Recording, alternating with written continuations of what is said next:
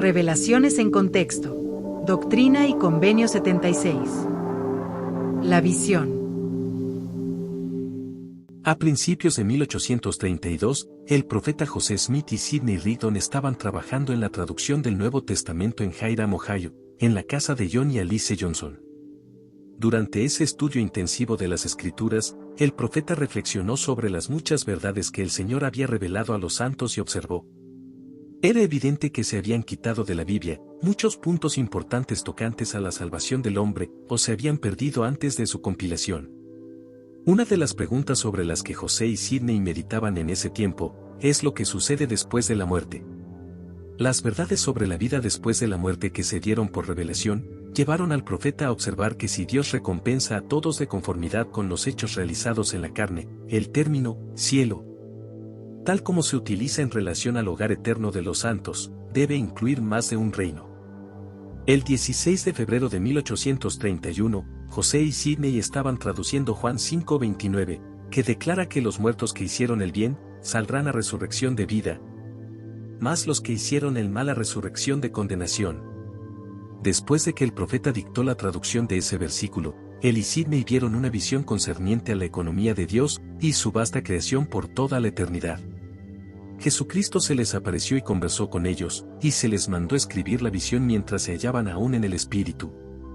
La visión reveló verdades sobre la naturaleza del Padre y del Hijo, los reinos de gloria, la rebelión de Satanás y el sufrimiento de los hijos de perdición.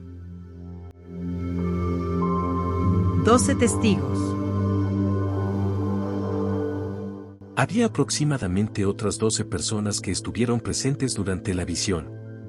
Un testigo, Phil Odible, más tarde recordó: la visión que se halla registrada en Doctrina y Convenios se recibió en la casa de Papá Johnson, en Ohio, y durante el tiempo en que José y Sidney estuvieron en el Espíritu, y vieron los cielos abrirse, había otros hombres en el cuarto, quizás unos 12, entre los cuales yo estuve parte del tiempo. Vi la gloria y sentí el poder, pero no vi la visión. En ocasiones, José diría: ¿qué veo? ¿Cómo lo diría alguien que mira por una ventana y contempla lo que los demás que están en la sala no pueden ver? Luego describía lo que había visto o estaba viendo. Entonces Sidney respondía: yo veo lo mismo. Poco después Sidney decía: ¿qué veo? Y relataba lo que había visto o veía. A lo que José respondía: yo veo lo mismo. Ese tipo de diálogo continuó a cortos intervalos hasta el fin de la visión. José se encontraba sentado, firme y calmado en medio de una gloria magnífica, pero Sidney permanecía sentado, desfallecido y pálido, visiblemente lánguido en su postura, ante lo cual José dijo sonriendo: Sidney no está acostumbrado a esto como lo estoy yo. Misterios. El profeta José Smith testificó que la luz inundó el mundo por medio de la visión que él y Sidney Rigdon recibieron el 16 de febrero de 1832.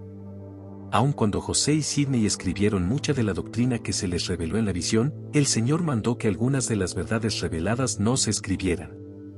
El profeta José Smith más adelante dijo: podría explicar 100 veces más cosas de lo que he hecho, en cuanto a las glorias de los reinos que se me manifestaron en la visión, si se me permitiera hacerlo, y si la gente estuviera preparada para recibirlo. El Señor trata con este pueblo como un tierno padre con un hijo, comunicando luz e inteligencia, y el conocimiento de sus caminos, según puedan escucharlo. Vive. El profeta José y Sidney vieron también la gloria de Jesucristo cuando estaba de pie a la diestra del Padre. Vieron a los santos ángeles y a los que son santificados adorando a Dios, y oyeron la voz testificar que Jesucristo es el unigénito del Padre. Esa extraordinaria experiencia llevó a los dos testigos a declarar: después de los muchos testimonios que se han dado de él, este es el testimonio, el último de todos, que nosotros damos de él, que vive. La frase "el último de todos" no significa que ese fue el último testimonio del Salvador que se haya dado. Más bien, su testimonio de la realidad del Hijo de Dios fue el más reciente en una larga lista de testimonios proclamados por profetas y santos de la antigüedad. Profetas, apóstoles y santos de todo el mundo, siguen proclamando su testimonio de la realidad viviente del Salvador Jesucristo. Universalismo.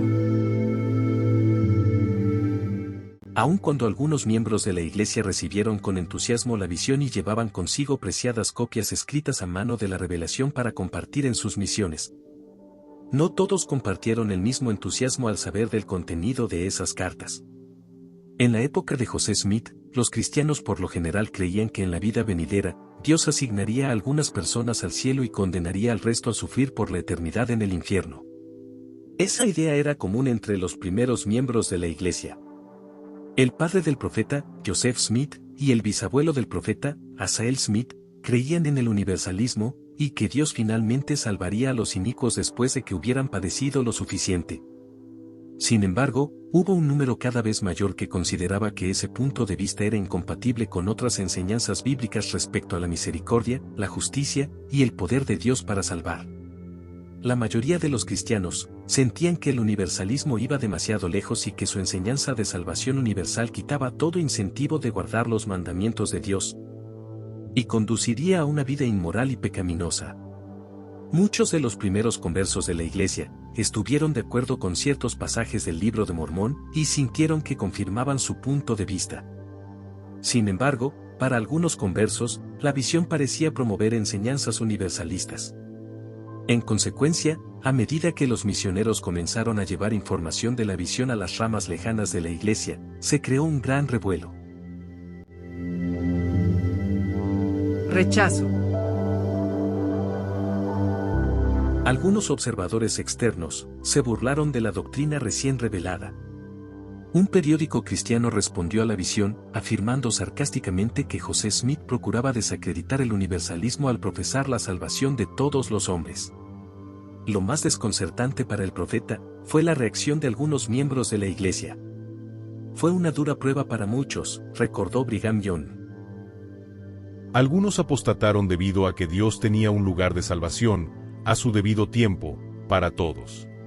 Mis tradiciones eran tales, que cuando escuché de la visión por primera vez, era tan directamente opuesta y tan en contra de mis estudios anteriores, que dije, un momento, no la rechacé, pero tampoco la entendía. Su hermano Joseph Young también confesó que no la podía creer en un principio. ¿Por qué iba el Señor a salvar a todos? Tal vez en reacción instintiva hacia lo que parecían ser indicios del universalismo, algunos de los primeros miembros pasaron por alto la sutil belleza de la visión. Evitando los extremos del universalismo y la perspectiva ortodoxa del cielo y el infierno, esa visión sugería que al final terminaría el sufrimiento de los desobedientes, pero que el Señor también daba la promesa de inimaginables recompensas para aquellos que fueran valientes en el testimonio de Jesús. Muchos de los que tropezaron simplemente necesitaban tiempo para meditar o la mano paciente de un misionero o líder espiritual que les explicara. Joseph Young señaló: tras haber orado en cuanto al asunto, y después de que José lo explicó, pude ver que no era más que el sentido común que acompañaba al poder de Dios. Brigham Young dijo: tuve que pensar y orar, leer y pensar, hasta que supe y comprendí plenamente por mí mismo. Leche y carne. De esa experiencia, el profeta aprendió cuán delicados podían ser los testimonios de muchos nuevos conversos, y aconsejó a los misioneros que siguieran un método de primero dar leche y después carne al enseñar los principios del Evangelio. Antes de su partida a Inglaterra, instó a los 12 apóstoles a permanecer en silencio en cuanto a la reunión, la visión y el libro de Doctrina y Convenios, hasta que llegara el momento en que la obra se estableciera cabalmente. Sin embargo, resultó difícil para algunos miembros contener su entusiasmo por la nueva revelación, lo que provocó que quienes no estaban preparados decidieran retirarse o no unirse a la Iglesia. Encuentra más recursos de contexto histórico en la sección Historia de la Iglesia, en la app o en la página de la Iglesia de Jesucristo de los Santos de los Últimos Días.